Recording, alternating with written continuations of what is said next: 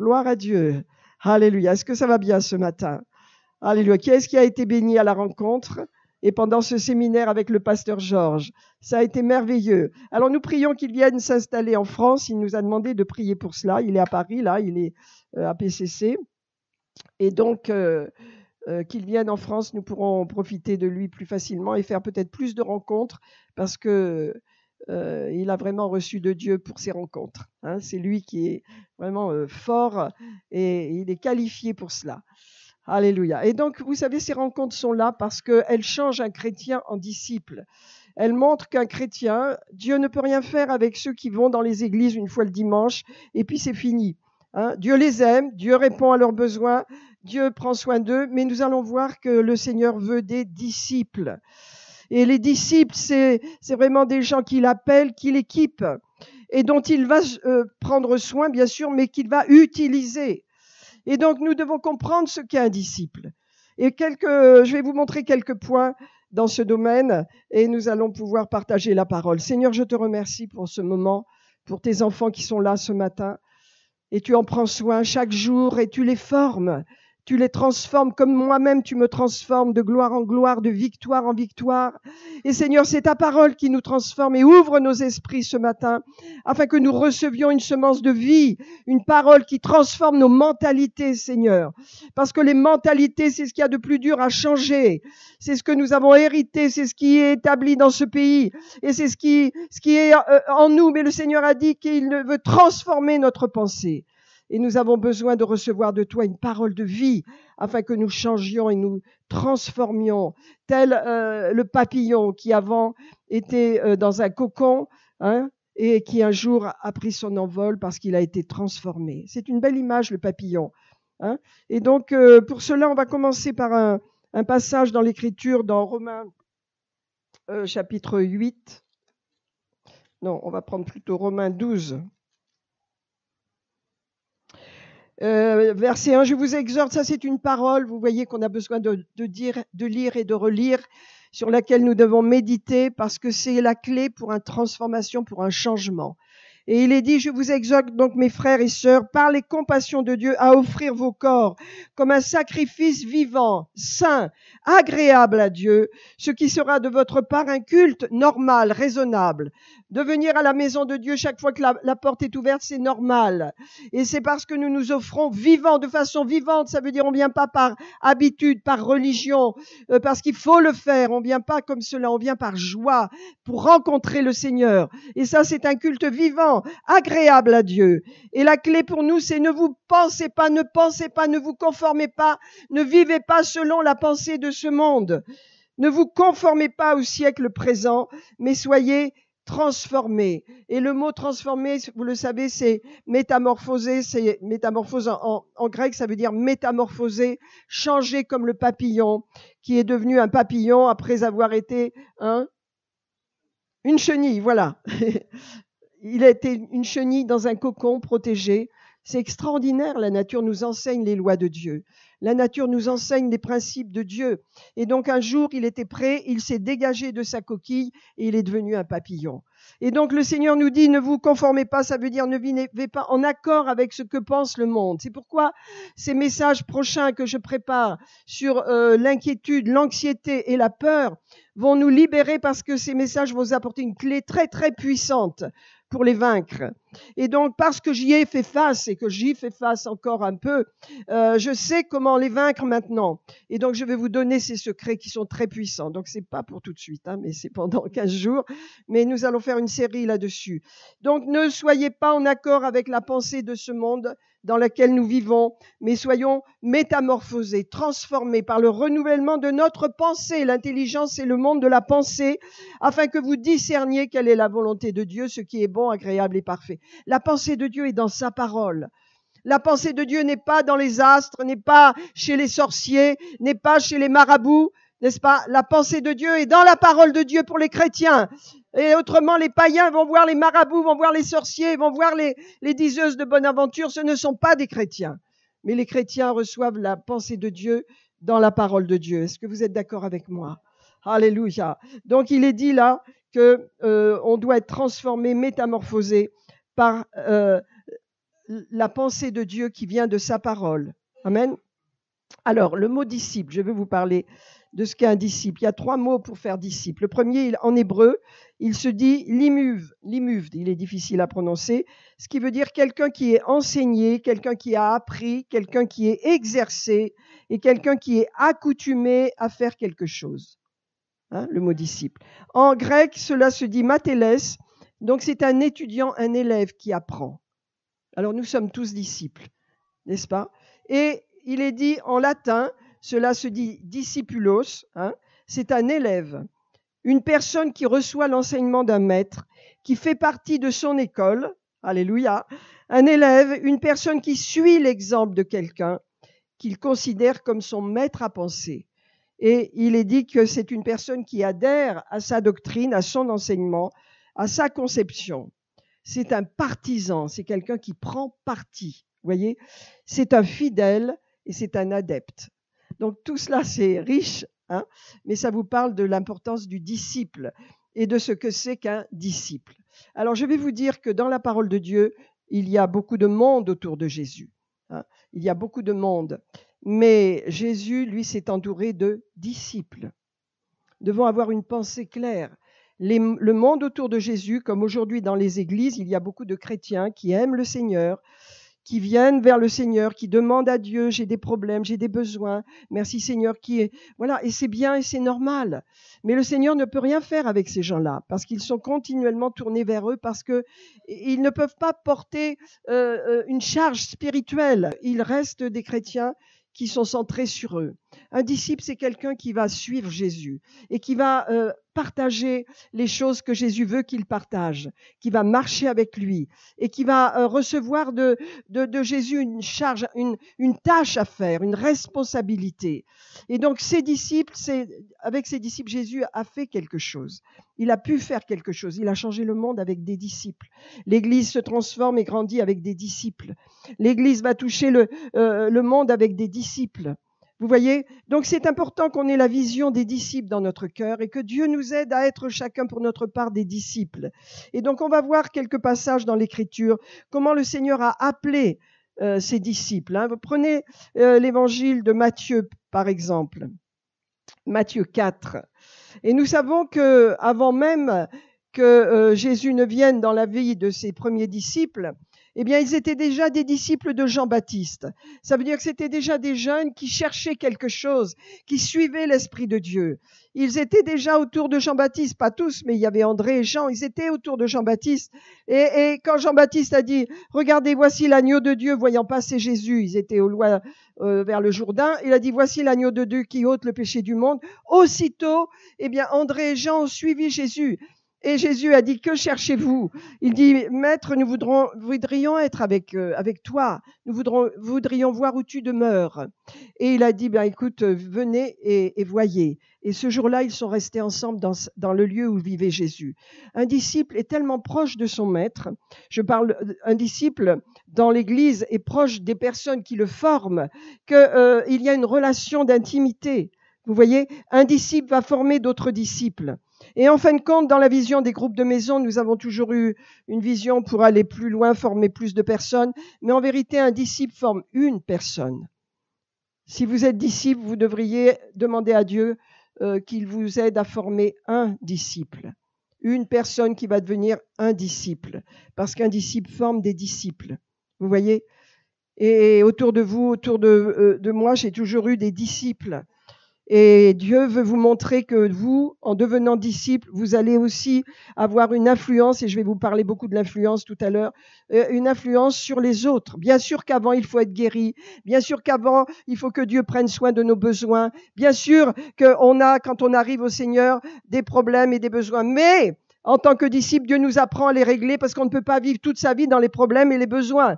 Parce qu'on ne sert à rien dans le royaume de Dieu. Et le Seigneur aime ses enfants, tous ses enfants. Mais il appelle des disciples.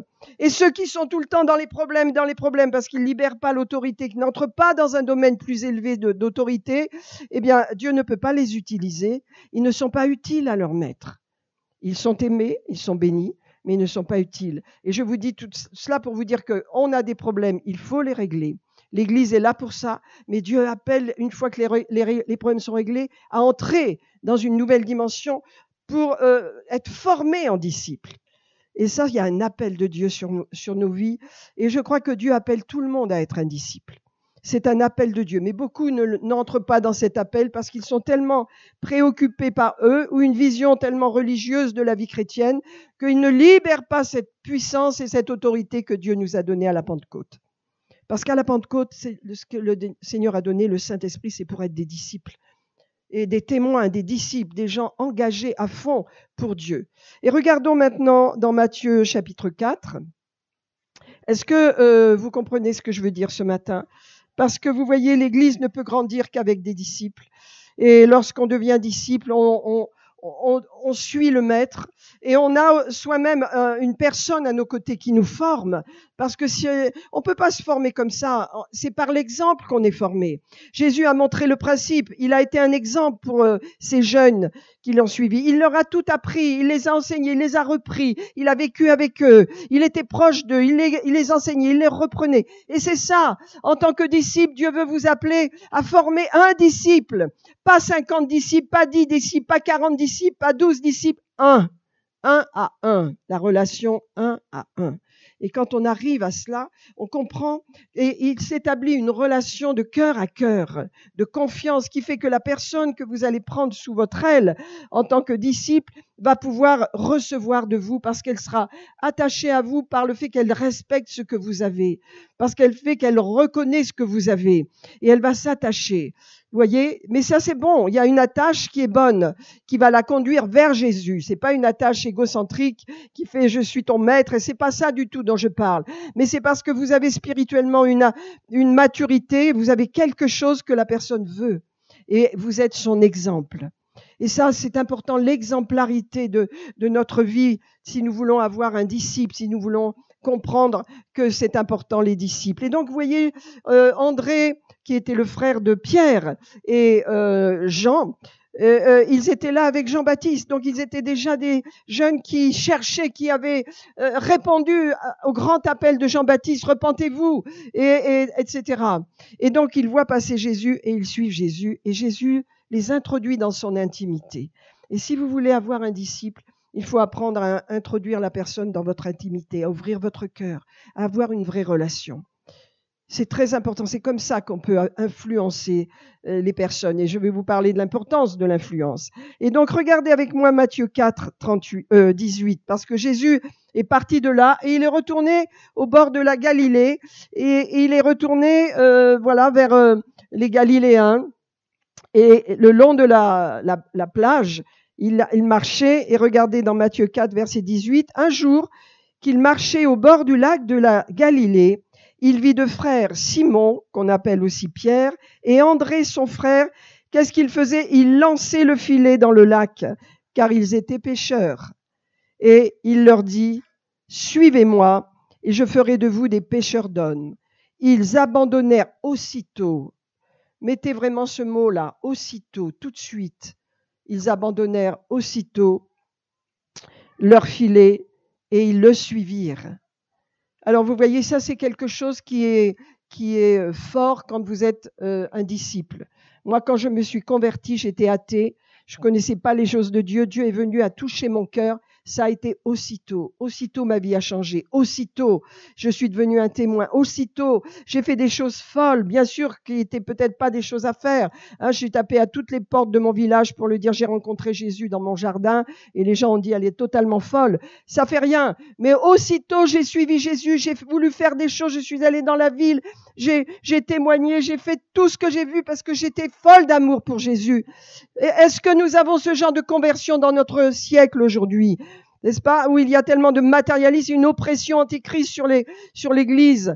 Et donc, demandez à Dieu vraiment que vous soyez fortifiés pour former une personne qui ait le même feu que vous avez. Gardez votre feu. Gardons notre feu. Je l'ai toujours gardé. Et vous, si je l'ai gardé, vous pouvez le garder aussi. Et peut-être que vous dites, moi, j'ai plus de feu en ce moment. D'accord. Vous avez un problème. Spirituellement, Dieu va vous aider. Et mais une fois que vous serez guéris, restaurés, transformés, il vous donnera son feu. Et son feu sera constamment alimenté dans votre vie parce que c'est une flamme qui grandit toujours. Qui grandit toujours. Et on sait comment la faire grandir. On sait comment la faire grandir. Amen. Alors, ensuite, regardez le verset 21. Poursuivant son chemin, il vit de nouveau deux autres frères. Ils étaient proches, on pense même qu'ils étaient de la même famille. Hein. Jacques, fils de Zébédée. Et on pense que Zébédée, la femme de Zébédée, s'appelait Salomé. On pense qu'elle était dans la famille de Marie, la mère de Jésus. Donc, vous voyez, c'était des gens proches, des jeunes proches. Et Dieu aime toucher les familles. Dieu aime toucher les familles. Vous savez que le diable se travaille pour détruire les familles parce qu'il sait qu'une famille qui sert Dieu, c'est très puissant. C'est très puissant. Et là, qu'est-ce qui se passe? De nouveau, il voit deux autres, Jacques, fils de Zébédée, Jean, son frère. Ils étaient dans la barque avec leur père Zébédée, ils travaillaient avec leur père. Vous imaginez la scène? Assis dans la barque, en train de réparer les filets. Eux, ils réparaient les filets. Et Jésus les appela aussi. Et aussitôt, excuse-moi papa, je dois suivre cet homme. Mais cet homme Zébédée, il était déjà lui aussi prêt. C'était vraiment une famille qui était proche de Dieu. Quand vous voyez Salomé, la mère, elle a suivi Jésus tout le temps. Elle était là à la croix, elle était là tout le temps. Donc c'était une famille précieuse. Frères et sœurs, considérez votre famille. Considérez aussi ce que le diable fait dans les familles. Et voyez combien c'est puissant, une famille unie qui est prête pour servir Dieu. Et donc aussitôt, ils laissèrent leur barque, quittèrent leur père et le suivirent. Et là, vous voyez l'appel d'un disciple.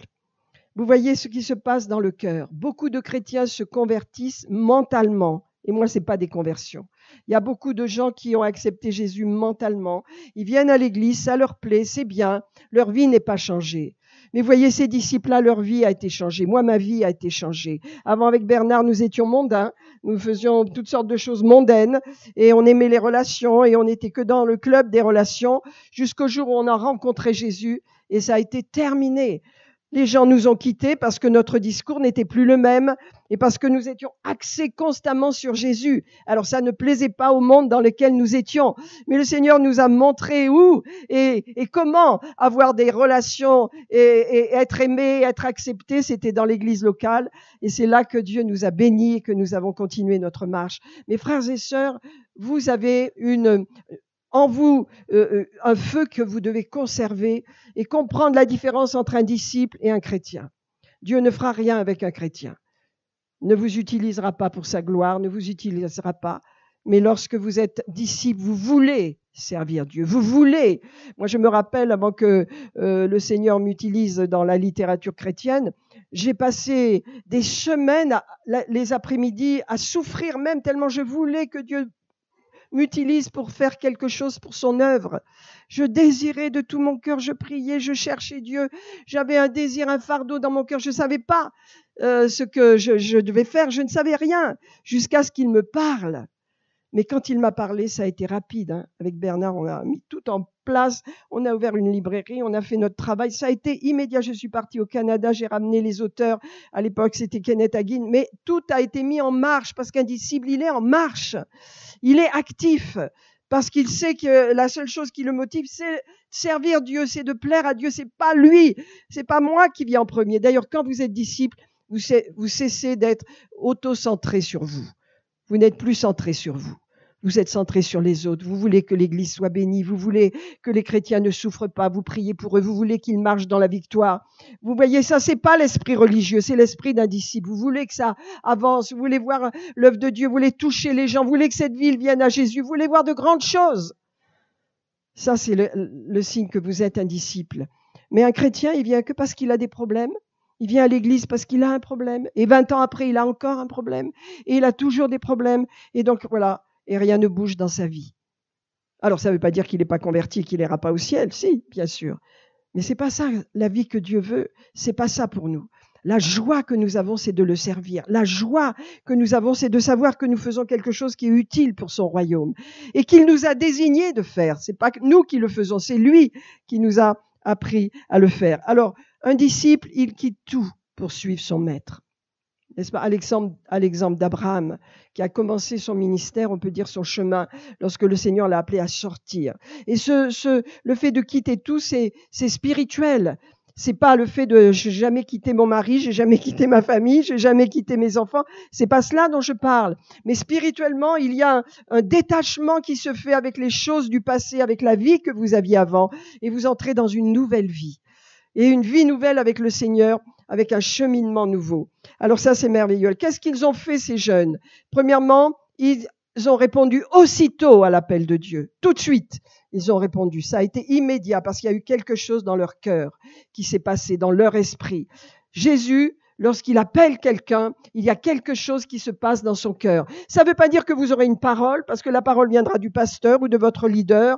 C'est pas ça dont je parle, mais c'est un désir qui vient par l'esprit très fort, un désir qui dit « Oui, Seigneur, je veux être utile, je veux marcher avec toi, montre-moi, aide-moi, éclaire-moi, je veux sortir de mes problèmes et être une bénédiction pour les autres. » Qu'est-ce qu'a dit le Seigneur à Abraham? Il a dit « Je vais te sors de ton pays, de ta famille et du pays, etc. Et je vais faire de toi une bénédiction. » Tu vas bénir les autres. Quand je te bénis, tu vas bénir les autres. Quand nous sommes bénis, nous sommes une bénédiction pour les autres. Nous pouvons bénir les autres.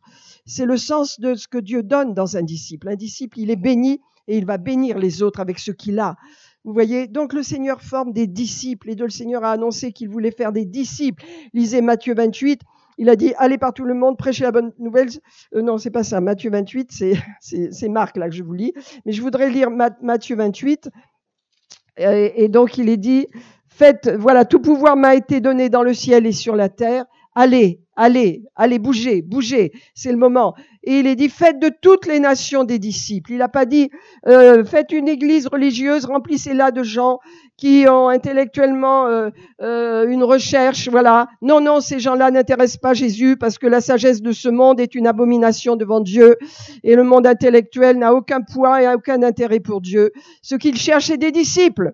Des hommes et des femmes dont le cœur est touché avec la simplicité de Dieu, qui comprennent les choses de Dieu parce qu'ils ont l'intelligence de Dieu que le monde ne peut avoir, que vous avez l'intelligence de comprendre la volonté de Dieu, la vie de Dieu. Quand vous êtes convertis, vous avez compris le monde, vous avez compris où nous allons, vous avez tout compris.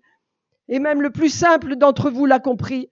Pierre et Jacques et Jean étaient des pécheurs, n'avaient jamais fait d'études, et les pharisiens et les gens disant, mais comment ces gens peuvent parler de la sorte après la résurrection? Parce qu'ils sont tellement intelligents, ils parlent tellement bien, alors qu'ils les avaient vus être avec Jésus et qu'ils n'avaient aucune éducation. Parce que l'intelligence de Dieu nous est donnée. Et elle vient de la parole de Dieu et du Saint-Esprit. Le Saint-Esprit nous enseigne toutes choses. Et lorsque nous sommes enseignés, bien, nous recevons des forces spirituelles pour transformer notre vie. Dieu ne veut plus qu'on reste les mêmes. Dieu veut nous changer, il veut nous former afin que nous devenions des disciples. Alors qu'est-ce qu'ils ont fait, ces jeunes? Ils ont premièrement répondu aussitôt à l'appel de Dieu. C'est venu dans leur cœur. Jésus était rempli de l'Esprit. Il avait l'Esprit sans mesure. Quand il parlait, ça allait droit dans votre cœur. Sauf si vous aviez un revêtement religieux. Ça ne passait pas. Il y a beaucoup de gens qui sont, ils ont une espèce de muraille de fer religieuse et ça n'atteint jamais leur cœur. Mais lorsque Jésus a parlé à ces jeunes, c'est pourquoi il est allé en Galilée. C'était le lieu des gentils. Il y avait brassement de culture et de population, si bien que la religion là n'avait pas le même, n'était pas aussi puissante qu'à Jérusalem, où c'était très structuré. Et Jésus évitait, il restait pas longtemps à Jérusalem. Vous voyez, en Galilée, il y avait une liberté, il y avait une ouverture, si bien que ces jeunes n'avaient rien qui les bloquait.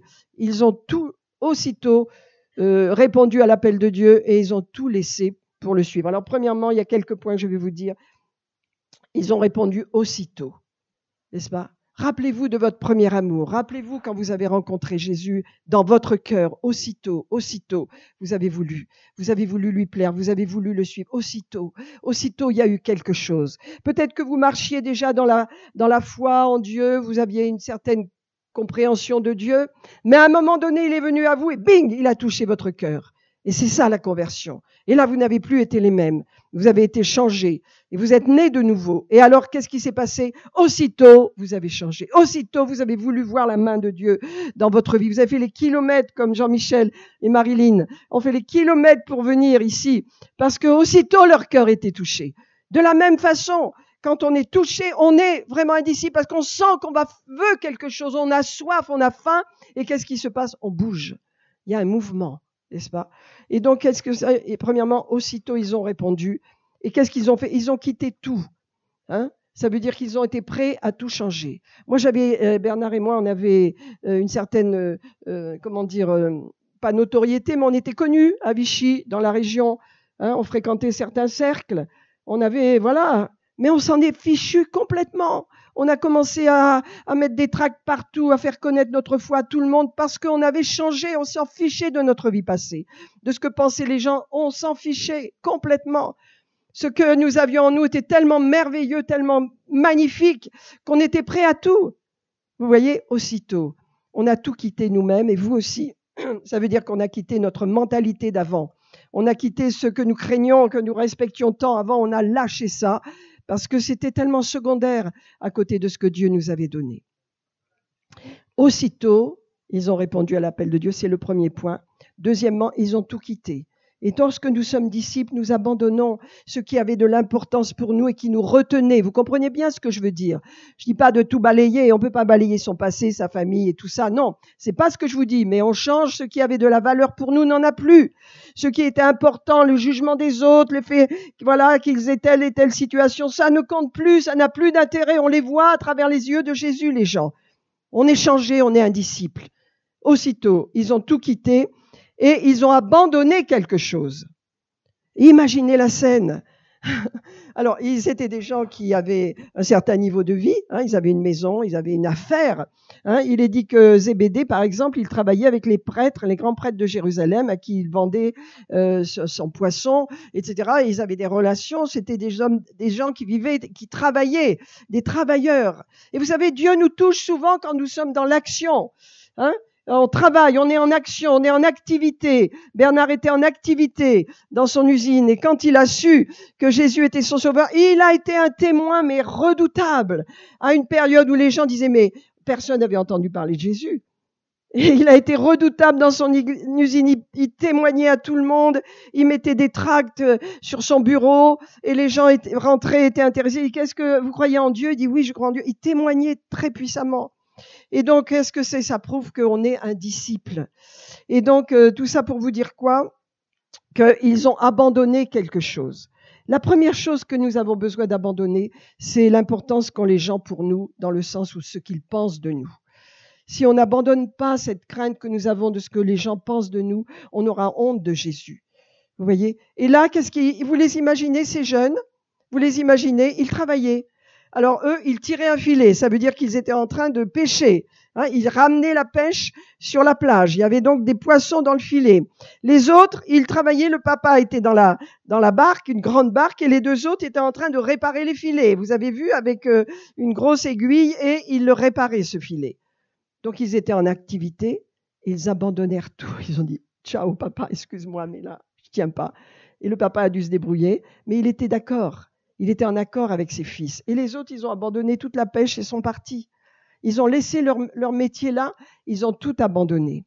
Un disciple, c'est quelqu'un qui répond aussitôt à l'appel de Dieu parce qu'il a reçu par l'Esprit quelque chose. Et deuxièmement, c'est quelqu'un qui abandonne ce qui avait de l'importance avant pour lui. Il y a un changement. Amen. Et il est dit, bien sûr, qu'ils le suivirent. Ça, c'est la clé. Suivre Jésus, c'est suivre sa parole premièrement. Le Seigneur ne vous parlera pas avec une parole précise, etc., si vous ne suivez pas déjà la parole de Dieu. Et n'attendez pas, il y a des gens qui cherchent des paroles, je veux une prophétie par-ci, ils ont une vie qui est lamentable parce qu'ils ne vivent pas selon les critères de la parole. La parole, c'est elle qui est notre base pour commencer notre vie chrétienne. C'est la parole qui nous établit. Voilà, ça c'est bon pour toi, ça c'est pas bon. Marche comme cela. Petit à petit, au travers de la parole, nous sommes enseignés. Vous savez, j'ai vu des gens qui avaient une vie, quand vous réalisiez leurs fruits, il n'y avait pas de fruits dans leur vie, mais alors, cherchant les paroles prophétiques tous les 4 matins, et voilà, je veux vivre au travers de la parole prophétique, et ben ça, c'est pas biblique. C'est pas biblique. Premièrement, tu dois vivre de la parole. Dieu te donnera la parole prophétique quand il le jugera bon. Mais ça, les gens qui cherchent toujours ça sont coucous. comme on dit. Hein. Ce sont des coucous, ils n'ont pas de maturité spirituelle. Mais ceux qui marchent avec la parole de Dieu, et la parole de Dieu petit à petit vous enseigne. Dieu ne nous donne pas toute sa connaissance.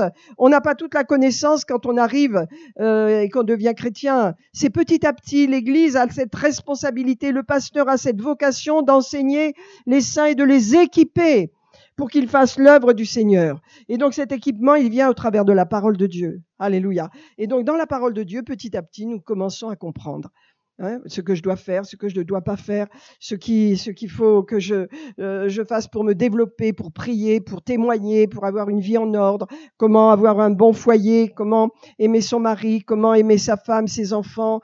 Toutes ces choses nous viennent au travers de la parole. Et quand on ne vit pas selon la parole, ne vous attendez pas à recevoir des paroles qui vous disent tu vas faire ci, tu vas avoir un grand ministère, tu vas aller au...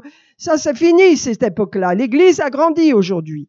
Et l'Église connaît, c'est faire la différence entre les gens coucou et les gens qui marchent avec la parole de Dieu, qui ont un esprit de foi et qui transforment leur vie, qui sont actifs pour Dieu. Est-ce que vous me suivez ce matin? Alléluia. Alors, donc l'Église, selon ce que Dieu en a parlé de l'Église, c'est son corps sur la terre, elle ne grandit qu'avec des disciples. Quand je pense, il y a de grandes églises partout, et il y a donc dans ces églises beaucoup de disciples. Tout le monde n'est pas disciple parce que tout le monde n'a pas envie d'être disciple.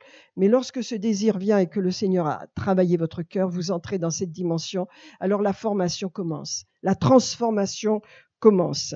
Dans Actes 2, 41-42, j'aimerais qu'on le lise et qu'on lise aussi le verset 46, parce que ce qui fait qu'on est un disciple, c'est qu'il y a en nous cette soif de connaître Dieu, cette soif de marcher avec Dieu. Et il est dit dans Actes 2, 41-42, ceux qui acceptèrent sa parole, encore faut l'accepter, la parole de Dieu, Actes 2, 41-42, ils furent baptisés tout de suite. Baptisés d'eau, on n'attend pas 107 ans pour être baptisé. Vous êtes chrétien, vous avez été changé, vous aimez le Seigneur, vous avez besoin d'être baptisé d'eau tout de suite, parce que le baptême d'eau, c'est l'expression du changement de vie. Et c'est le démarrage. Vous n'êtes pas parfait, vous démarrez votre vie chrétienne. Vous voyez, ne vous conformez pas au siècle présent, qui va vous faire croire qu'il faut aller baptiser le bébé là, pour qu'il appartienne à l'église. Jamais c'est biblique ça.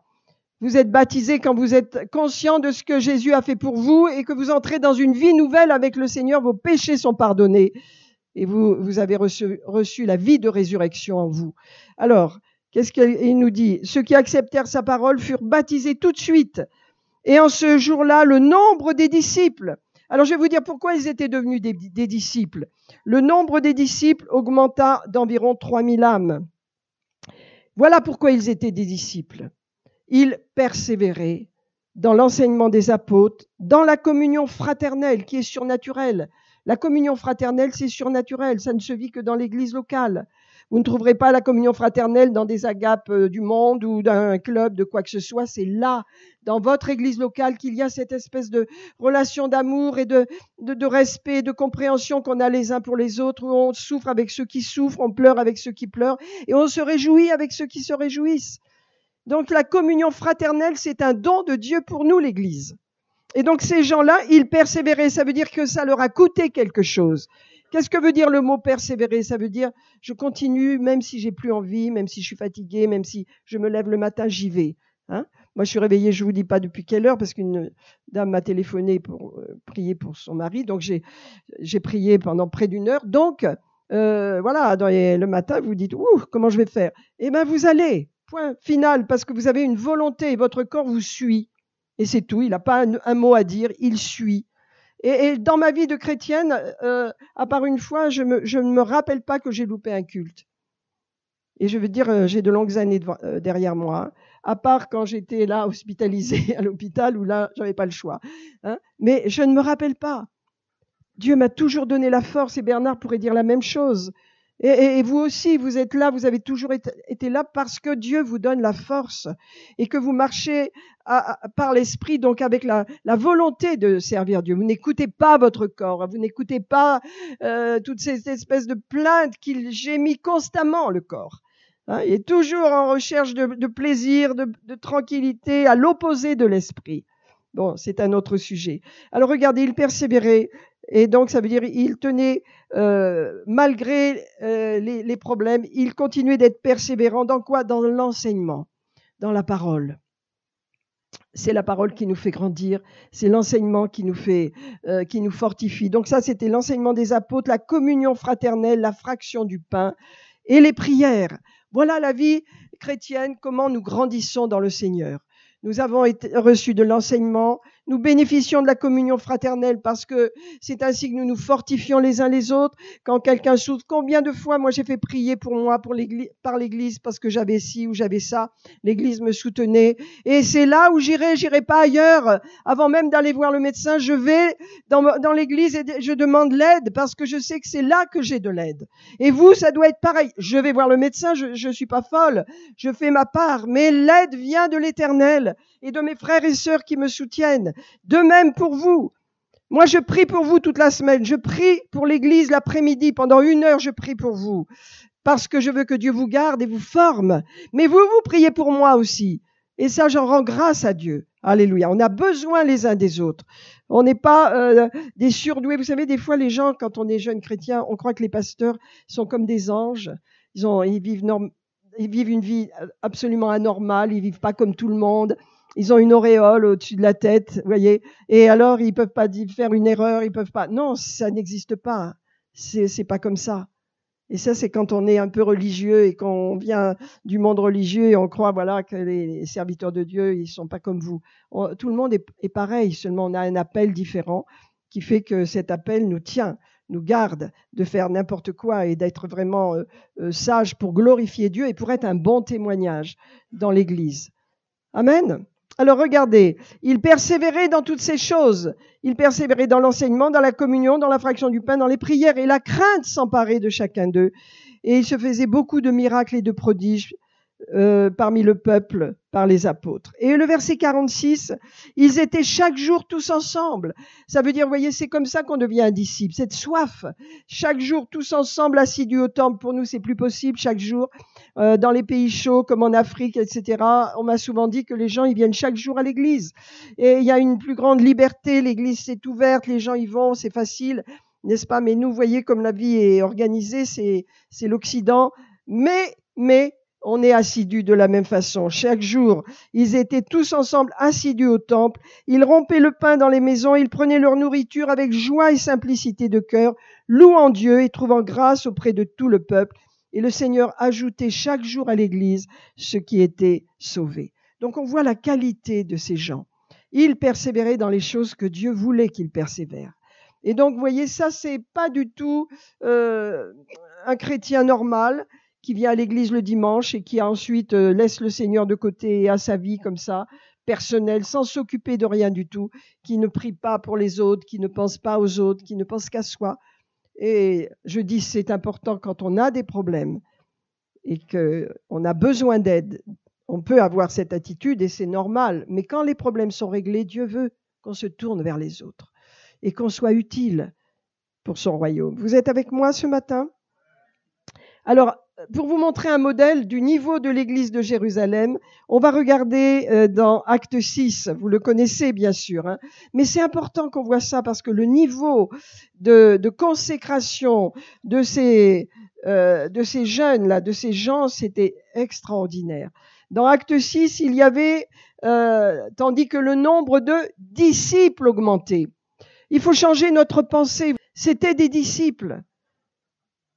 Et nous, on a la vision après 20 siècles d'église, hein, que les chrétiens, c'est plutôt des gens qui viennent à l'église le dimanche, ce sont les chrétiens. Mais il n'y a pas ça dans la parole de Dieu. Lisez les actes, lisez tous les actes des apôtres. Je vous l'ai déjà dit depuis 2 semaines à peu près, vous verrez. Et encercler le mot disciple, il n'y a que ça. C'est eux qui vont, c'est eux qui ouvrent, c'est eux ils font des choses extraordinaires. Les disciples ont la puissance de Dieu avec eux. Et donc, le nombre des disciples augmentant, les hellénistes murmurèrent contre les Hébreux parce que leurs veuves étaient négligées dans la distribution du pain qui se faisait chaque jour. Donc il y avait, donc on peut pas imaginer ça ici, mais en fin de compte, il y avait des grands rassemblements et on donnait à manger aux gens qui venaient de l'extérieur, et donc on distribuait la nourriture. Et les apôtres et les disciples travaillaient aux tables de façon à ce que tout le monde ait quelque chose. Et donc il y a un malaise, il y a quelque chose qui va pas. Et vous savez, quand il y a un problème, il y a toujours quelque chose qu'il faut découvrir. Et donc là, dans cette situation, il y avait un problème, il y avait quelque chose qui n'était pas conforme à ce que Dieu voulait. Et les apôtres ont compris la situation. Et ils ont convoqué la multitude des disciples. Alors on peut dire que c'était une multitude. Et Dieu veut des multitudes de disciples aujourd'hui. Que Dieu nous façonne et que cela se lève en vous et en moi, que la vision de former un disciple par personne, un disciple formera un disciple. Et petit à petit, cette personne, à son tour, formera un autre disciple. C'est ainsi que l'Église devient une église de disciples et pas un lieu où tout le monde se rencontre le dimanche et rentre chez soi après avec les comment ils appellent, les rameaux à la main. Bénis mon rameau. Où c'est ça dans la Bible, hein? Ça n'est nulle part. C'est pas ça que Dieu peut rien faire avec ces gens-là. Il les bénit, il les aime. Dieu aime tous ses enfants, vous comprenez bien. Mais c'est pas ça qui va changer notre monde. Je vais vous montrer, il faut que j'avance. Mais je vais vous dire rapidement. Les 12 convoquèrent la multitude des disciples et dirent, il n'est pas convenable que nous laissions la parole de Dieu pour servir aux tables. C'est pourquoi, frères, choisissez parmi vous 7 hommes. Pour servir la multitude, il n'y a pas besoin de milliers de gens. 7 personnes pour servir une multitude. Mais c'était pas n'importe qui. Regardez la qualité, le comportement de ces gens. Il dit, voilà, prenez cet homme de qui l'on rende un bon témoignage. Ça veut dire qu'ils savent se comporter en société, qui savent se tenir, qui ont une bonne attitude avec les autres, avec les païens, avec les gens, de qui l'on donne un bon témoignage. Et une bonne attitude dans l'Église aussi, sûrement, hein, obligatoirement. Qui soit plein du Saint-Esprit et de sagesse. Ben, ça suffit pas. Le Saint-Esprit et la sagesse doivent marcher ensemble pour savoir comment utiliser les dons. Et que nous chargerons de cet emploi et nous continuerons à nous appliquer à la prière et à la parole. Et cette proposition leur plut. Et ils vont élire des gens extraordinaires comme Étienne, le premier grand martyr, Philippe et toutes ces autres personnes. C'est pour vous dire à quel point le niveau de consécration était fort et la parole était forte.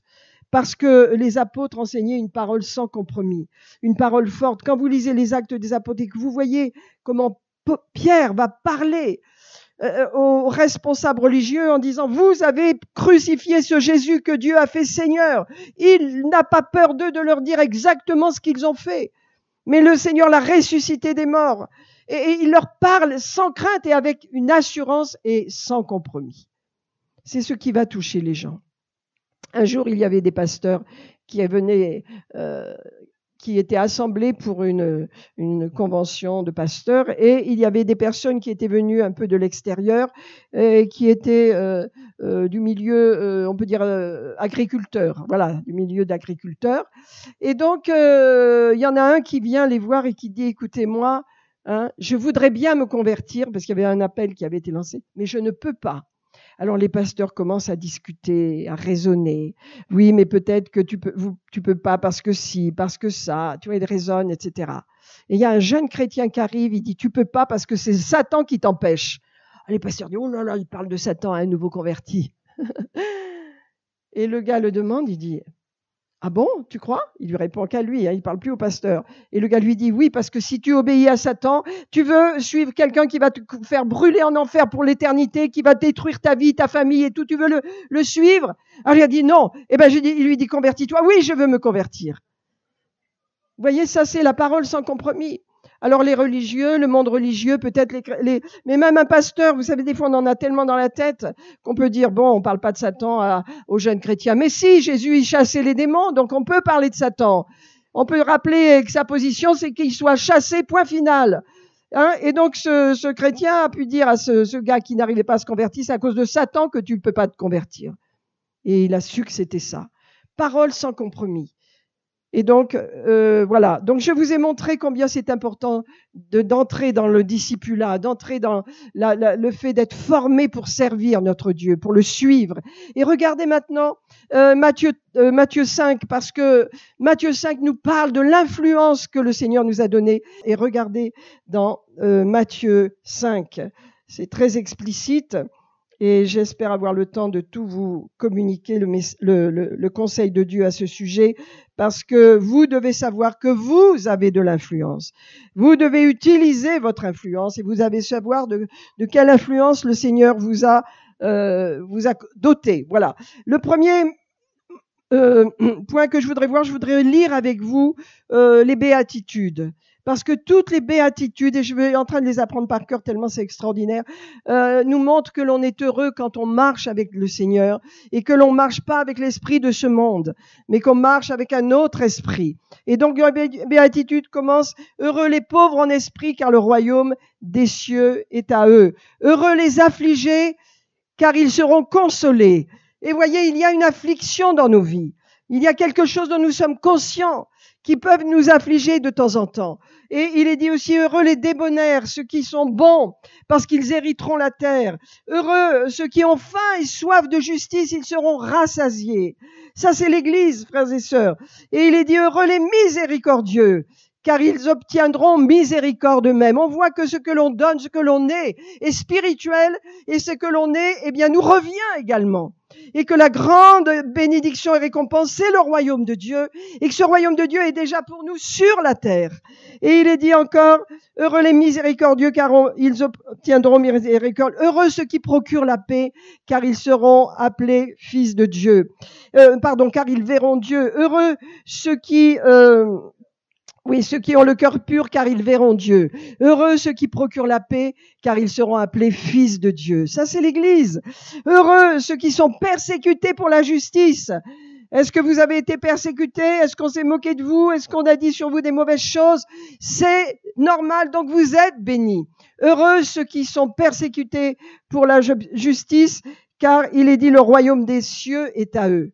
Et il est dit: heureux serez-vous lorsqu'on dira de vous des mauvaises choses, on dira du mal de vous à cause de moi.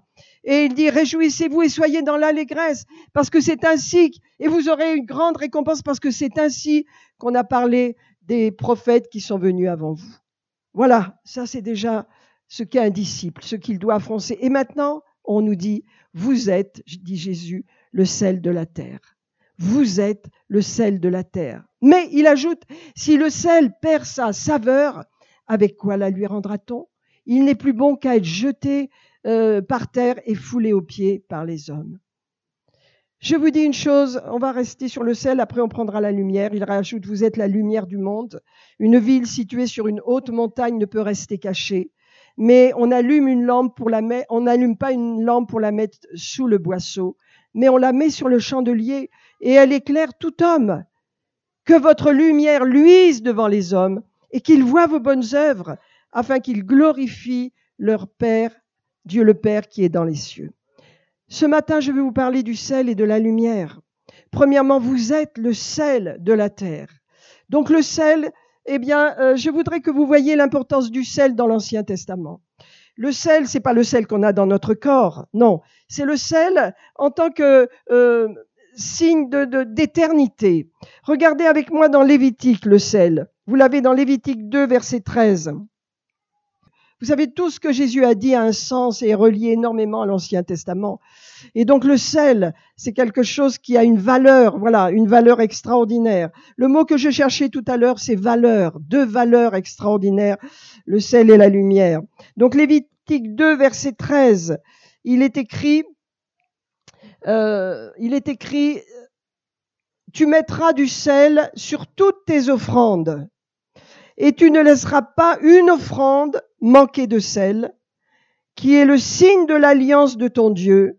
Sur toutes les offrandes, tu mettras du sel. Est-ce que vous aviez remarqué ça? Non? Hein? Non. Mais n'empêche que toutes les offrandes, et il y en avait qui étaient présentées au temple, hein, il y avait du sel. Et nous allons voir ce que représente le sel. J'ai un autre passage, c'est dans Nombre 18. Alors prenez Nombre, c'est juste après, C'est les livres. Et Nombre 18, vous avez 2 traductions pour cela, mais je vais vous lire la première. C'est le verset 19. Je te donne à toi, à tes fils et à tes filles avec toi, par une loi éternelle, toutes les offrandes saintes que les enfants d'Israël présenteront à l'Éternel par élévation. C'est une alliance inviolable. Et vous savez, le mot là qui est utilisé, c'est le mot sel en hébreu. Je vais vous le redire. C'est une alliance inviolable et à perpétuité devant l'Éternel, pour toi, pour ta postérité et ta postérité après toi. J'ai une autre traduction qui est plus près du texte hébreu, qui dit « C'est une alliance de sel à perpétuité devant le Seigneur, pour toi et pour ta descendance avec toi. » Donc le mot inviolable, ça veut dire une alliance qui durera toujours, c'est imagé par le sel. Le sel représente l'alliance éternelle que Dieu a fait avec ses enfants d'Israël, mais avec nous également. C'est pourquoi Dieu dit à ses disciples, vous êtes le sel de la terre. J'ai fait une alliance avec vous qui est éternelle, inviolable, qui ne peut pas être détruite. Et ce que j'ai mis en vous, c'est quelque chose qui va durer éternellement. Vous êtes le sel. Alors, qu'est-ce que fait le sel? Eh bien, le sel a cette propriété de préserver. Le sel préservé, je parle de l'Ancien Testament, bien sûr, aujourd'hui on a des frigos, des congélateurs, donc on n'a plus besoin de préserver les aliments avec le sel. Mais à l'époque, le sel préservé. Et donc quand Jésus leur dit « vous êtes le sel », ça veut dire « vous êtes la valeur sur cette terre qui préserve l'humanité ». Je vous parle de l'humanité, de la société. Vous êtes le sel de la terre, vous protégez, vous préservez la société par votre attitude, par votre relation avec Dieu, votre comportement, vos prières, vous préservez la société. Si l'Église n'était plus là, le chaos serait épouvantable que vous n'en avez aucune idée. Mais tant que l'Église est sur la terre, elle est le sel de la terre, elle préserve la société. Et vous dites, il y a déjà assez de chaos. Mais qu'est-ce que ce serait? Nous avons prié mercredi contre les attentats. C'est terrible ce qui s'est passé. À Narbonne, je crois. C'est terrible cet homme qui a donné sa vie pour une femme, n'est-ce pas? Et c'est terrible ce qui s'est passé. Mais si nous n'avions pas prié, il aurait peut-être balancé la Kalachnikov dans le U, là, le grand magasin, et c'était peut-être 20 morts, 30 morts qu'il y aurait. Donc il était retenu. C'est 3 de trop ou 4 de trop. Mais la prière est puissante. Moi, j'ai foi que chaque mercredi, je prie contre les attentats et nous prions, contre eux. Et Dieu répond, Dieu protège, Dieu agit. Nous sommes le sel de la terre. Qu'est-ce que c'est qu'un chrétien qui ne prie pas? C'est pas un chrétien. Qu'est-ce que c'est qu'un chrétien qui n'est pas conscient du monde dans lequel il est? C'est pas un chrétien pour moi. Un chrétien inactif sur le côté qui suit Satan, qui marche avec l'esprit du monde, c'est pas un chrétien. Il y a des chrétiens qui croient qu'ils sont chrétiens et n'ont aucune action sur leur vie, sur leur famille, qui n'ont pas conscience que leur famille va en enfer, qui n'ont pas conscience que le monde est dans la souffrance et qui ne savent pas ce qu'ils ont en eux ou qu'ils n'ont peut-être rien en eux. Ils ont peut-être rien. Et quand on a l'Esprit de Dieu, on a quelque chose en nous qui commence à travailler, jusqu'à ce qu'on soit activé. Vous voyez, c'est ça. Et donc, regardez, le sel, il a cette qualité de préserver. Donc nous préservons, et c'est un symbole d'éternité. Ça, c'est quelque chose. Vous êtes éternel, nous dit le Seigneur, et vous avez reçu de moi la capacité de préserver l'humanité, préserver la société. Il faut regarder autour de nous. Et vous dites, moi, je ne vais pas beaucoup dans le monde, je vis à la campagne, je vois peu de monde. Votre prière va dans le monde. Votre prière touche les gens. Votre prière est active. Et vous préservez l'humanité, vous préservez la société. Chaque fois qu'on prie pour la France, qu'on prie pour le gouvernement, pour les peuples en difficulté, nous préservons parce que nous sommes le sel de la terre. Mais pas seulement ça, notre attitude dans la vie, notre comportement, nos paroles qui sont créatrices et pleines de foi et pleines de confiance sont des facteurs de préservation. Le sel préserve. Le sel a la valeur d'éternité et de protection et de préservation. Mais également, si le sel perd sa saveur, et le mot saveur est très très fort, le mot saveur veut dire influence, parce que le sel a de l'influence, et vous avez de l'influence. Vous devez le savoir. Vous êtes des hommes et des femmes chrétiens qui aiment Dieu, des disciples qui ont de l'influence dans le monde. Et vous savez, le diable fait tout pour masquer nos yeux. On ne voit pas, on ne sait pas, on ne peut pas parce qu'il veut mettre la confusion pour qu'on ne sache pas. Mais vous avez de l'influence. J'ai de l'influence. Et Jésus dit, si le sel perd son influence, si le sel perd sa saveur. Et vous savez, dans l'Ancien Testament, du temps d'Israël, quand le sel était abîmé, il était sale, il le jetait dehors et les gens marchaient dessus. Jésus parle de ce qu'il connaît. Il dit, quand le sel perd sa saveur, il n'est bon qu'à être jeté dehors et foulé aux pieds par les hommes. Frères et sœurs, perdre sa saveur, c'est ne plus avoir d'influence. C'est avoir l'esprit du monde et mettre de côté son témoignage. Or, Jésus dit, vous êtes le sel de la terre. Vous avez de la valeur, oui, vous êtes éternel et vous avez de l'influence pour empêcher ce monde d'être complètement corrompu et d'être perdu et de basculer dans tout ce qui est le pire pour la société. L'Église est là, l'Église est sur terre, partout, sur tous les continents, et elle est le sel de la terre, elle a de l'influence, vous avez de l'influence. Et Jésus dit, si vous perdez votre influence, vous n'êtes bon à rien. Recevez ça, mes frères et sœurs. Donc vous avez la capacité de préserver les choses. Les choses ne peuvent pas tourner comme elles veulent parce que vous êtes là, parce que je suis là. Et nous allons voir aussi la valeur de la lumière. La lumière, c'est extérieur. Et le sel représente notre valeur, notre influence qui vient de l'intérieur. Et regardez maintenant en ce qui concerne la lumière. Et le Seigneur dit, il y a une chose que je veux dire au sujet du sel. Vous savez, quand vous salez un aliment, il devient meilleur. Hein?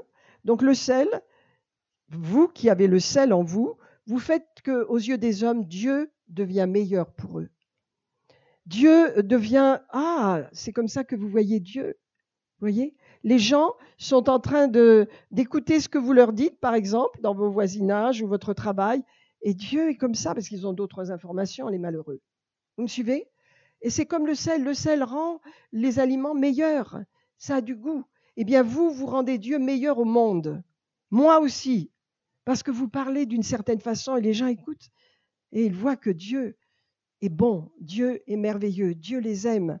Et donc c'est comme le sel qui me donne de la valeur et qui donne un bon goût aux aliments. Jésus dit, si le sel perd sa saveur. Le mot originel pour perdre sa saveur, c'est composé de deux mots grecs qui se disent moreino. Moreino, M-O-R-I-N-O en grec, ça veut dire être fou, folie.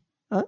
Agir follement, faire des folies, prouver qu'une personne ou une chose est folle. Donc si quelqu'un devient fou, dit Jésus, au point de perdre son témoignage, de perdre son influence, il est bon qu'à être jeté aux pieds des gens et que les gens lui marchent dessus. Vous comprenez ? Comme c'est important de prendre conscience ce matin que vous avez de la saveur, que vous avez de l'influence, que le monde vous regarde et que vous avez de l'influence. Votre vie est précieuse. Arrêtez de vous prendre pour des gens qui n'ont aucune valeur, aucune puissance. Vous avez de la valeur. Vous avez reçu l'Esprit de Dieu. Vous êtes des fils et des filles. Et qu'est-ce que Dieu veut ? Veut vous former en disciples afin que vous continuez d'influencer ce monde. Mais vos prières, vos actions ont de la valeur. Relevez la tête, mes frères et sœurs. Relevez la tête. Maintenant, le Seigneur dit, vous êtes la lumière du monde. Et ça, c'est important. Et il dit, une ville qui est située sur une montagne ne peut rester cachée parce qu'elle est éclairée la nuit. Tout le monde la voit. Et c'est ça l'Église. C'est une image de l'Église, bien sûr. Mais ensuite, il va dire, on ne met pas une lampe, on n'allume pas la lampe pour la cacher, pour la mettre sous un boisseau ou sous une corbeille. On la cache pas. Mais on la met sur le chandelier afin qu'elle éclaire tous ceux qui viendront dans la maison et que votre lumière luise. Donc nous avons le sel, de l'influence, mais de la lumière. Et donc cette lumière, je voudrais vous en parler parce que Jésus a parlé de lui comme étant la lumière du monde. Regardez dans Jean 8, 12. On va prendre 2-3 passages de Jean pour voir maintenant où est cette lumière. Réfléchissez mes amis, où elle est la lumière aujourd'hui. Est-ce que Jésus est sur la terre ? Et donc Jésus a parlé. Regardez dans Jean chapitre 8, Jésus dit, 8, 12, oui, merci. Oula. Jésus leur parla de nouveau et dit, je suis la lumière du monde.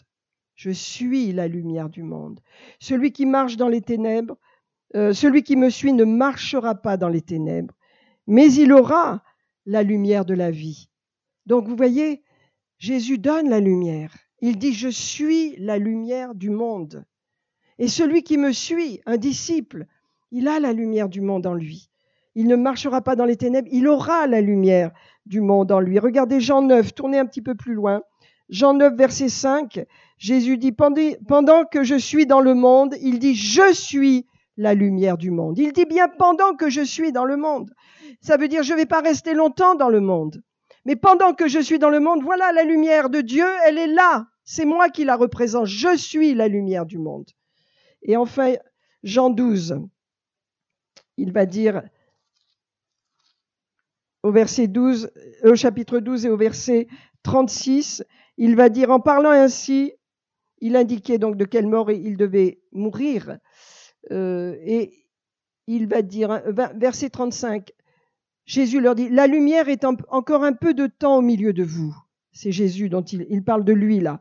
Marchez pendant que vous avez la lumière, afin que les ténèbres ne vous surprennent pas, car celui qui marche dans les ténèbres ne sait où il va.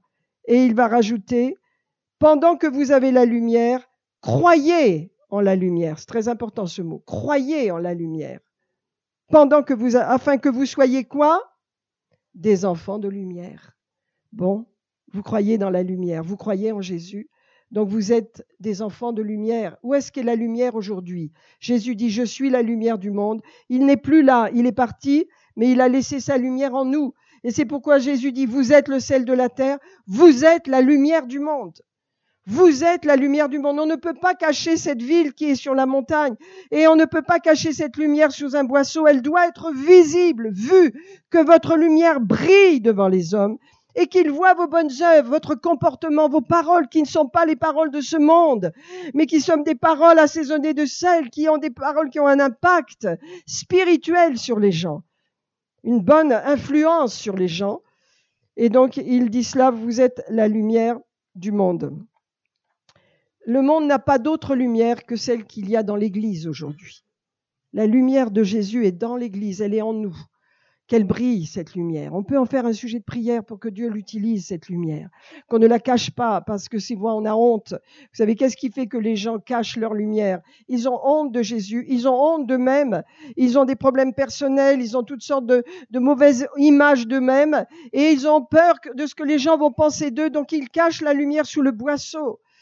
Mais lorsqu'on est libéré de ces choses et qu'on reprend confiance en soi, qu'on sait qui on est en Christ, parce que c'est la seule façon de ne pas craindre les gens, c'est de savoir qui vous êtes en Jésus-Christ, alors à ce moment-là, vous allez pouvoir libérer cette lumière. Car la lumière, elle est faite, regardez, on éteint tout, il n'y a plus de lumière. On allume la lumière, il n'y a plus de ténèbres. Vous apportez la lumière partout où vous allez.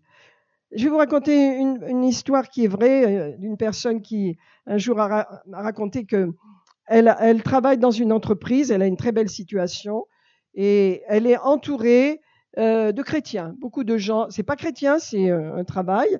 Elle est chef de produit ou je ne sais quoi. Et donc, beaucoup de chrétiens autour d'elle, des gens qui ont la même foi qu'elle. Et donc, c'est formidable, c'est agréable. Ils s'entendent tous bien. Voilà. Hein. Et puis, un jour, son chef l'appelle et lui dit, écoute, il y a un secteur là. Je vais te donner une promotion, je vais t'envoyer dans ce secteur parce que je veux que tu t'en occupes, etc. Or, c'est un secteur dramatique, c'était ténèbres, les gens sont mauvais, ils disent des horreurs, etc.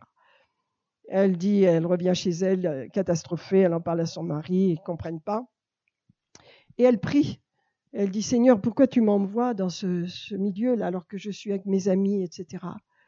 Et il lui dit, mais parce que tu es la lumière du monde. Et j'ai regardé sur la terre et j'ai dit, oh là là, il y a beaucoup de lumière là. Mais là, il n'y a plus rien. Alors je t'envoie. Je t'envoie là, parce que tu es la lumière. Ne croyez pas que vous êtes dans votre travail uniquement pour gagner votre argent, pour vivre. Vous êtes dans un monde de ténèbres où il y a besoin de la lumière. Cette femme a compris la leçon. Elle a travaillé dans un autre esprit. Et elle a amené près de 4 personnes au Seigneur. 4 autres femmes au Seigneur avec elle. À la suite de ça, sur la durée d'1 an ou 2, parce qu'elle a compris le message. Et elle a changé son environnement. Beaucoup d'entre nous, quand nous travaillons dans le monde, on a le monde. Mais ce n'est pas ce que Dieu veut.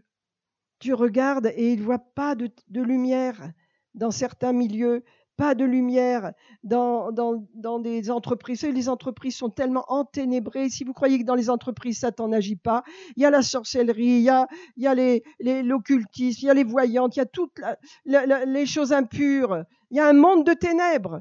Et nous sommes appelés à apporter la lumière dans les ténèbres. Alors je vous encourage, vous qui travaillez dans un milieu qui n'est pas favorable, à le changer votre milieu avec une pensée comme celle-là. Vous êtes la lumière du monde. Et le monde a besoin de recevoir cette lumière. Alléluia. On va se terminer là, mais vous voyez, quand le milieu est sombre, eh bien, on a besoin de prier, on a besoin de vaincre ces ténèbres, on a besoin de connaître les lois de façon à influencer notre monde et de comprendre pourquoi nous sommes là.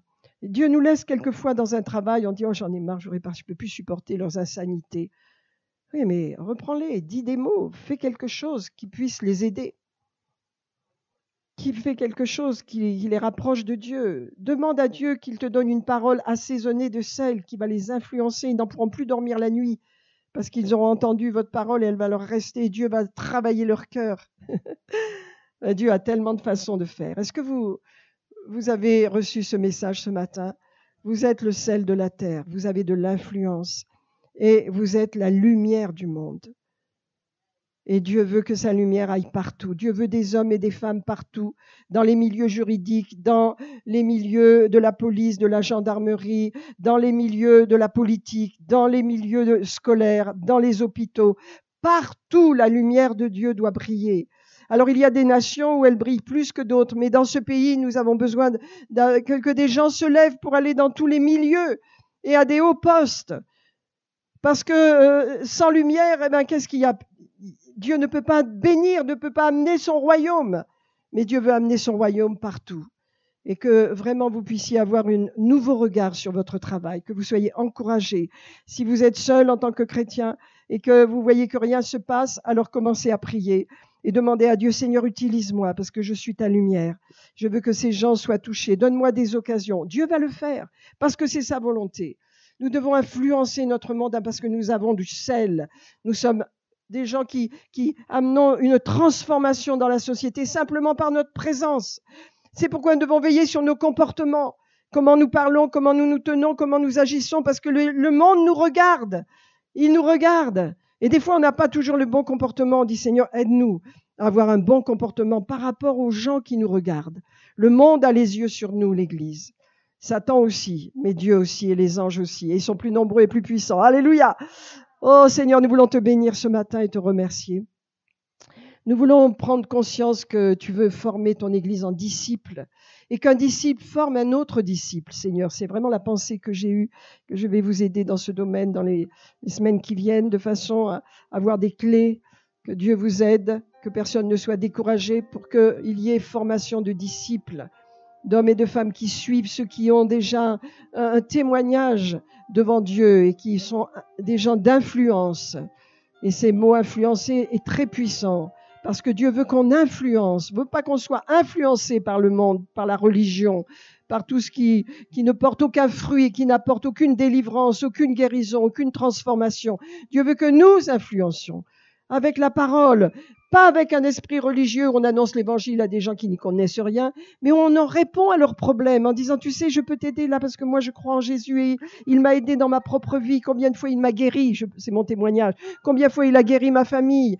Et si tu veux, je vais prier pour ton fils ou ta mère et je vais t'aider dans ce domaine. C'est ça, donner son témoignage. N'oubliez pas que le monde n'a pas envie d'écouter notre doctrine. C'est pas son problème. Il veut entendre quelque chose qui a du sel, où il dit, tiens, tu peux m'aider. Oui, tu peux m'aider alors.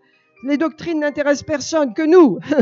Mais là, c'est une marche. Mais quand le monde vient à vous et quand vous êtes entouré des gens qui ne connaissent pas Jésus, rappelez-vous, vous avez du sel, de l'influence et vous avez la lumière. Vous êtes la lumière du monde.